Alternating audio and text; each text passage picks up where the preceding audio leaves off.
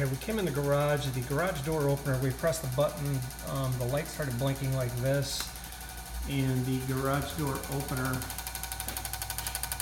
started making this noise, and it won't open the garage. I mean, we manually opened the garage, but I went ahead and climbed up and opened it up to kind of see what that noise was.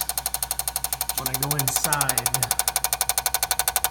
the motor, it actually sounds like it's the motor. I don't know. There's not a reset button on it anywhere.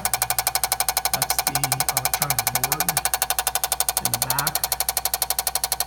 But it literally, if you come over to the button,